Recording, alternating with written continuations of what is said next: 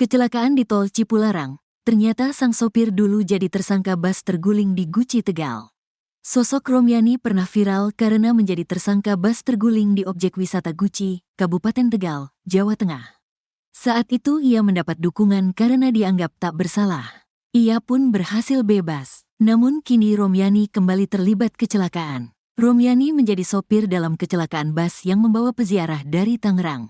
Kecelakaan maut itu terjadi di Tol Cipularang, KM 80B, tepatnya di wilayah Kecamatan Babakan Cikau, Kabupaten Purwakarta, Kamis, tanggal 26 Desember tahun 2024, sekitar pukul 2.15 waktu Indonesia Barat.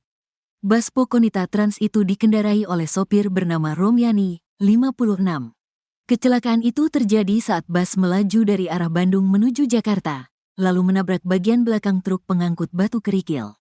Kepala Induk PJR Tol Cipularang, Kompol Joko, mengatakan bus itu sedang rombongan yang baru selesai melakukan ziarah ke Pamijahan, Tasikmalaya. Seorang korban selamat, H. Udin, mengaku tidak tahu detik-detik kecelakaan itu terjadi.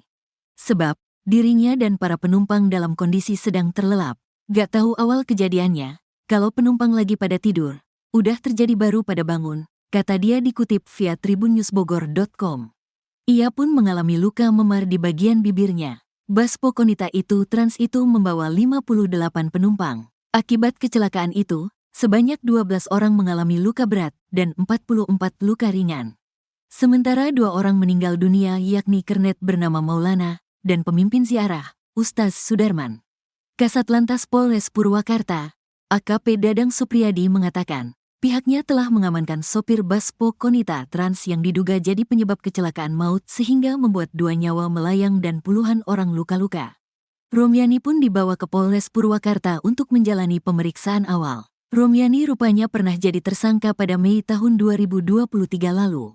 Saat itu Romyani menjadi sopir bus Po Duta Wisata yang terguling masuk jurang di area objek wisata Guci, Kabupaten Tegal, Jawa Tengah, Minggu, tanggal 7 Mei tahun 2023.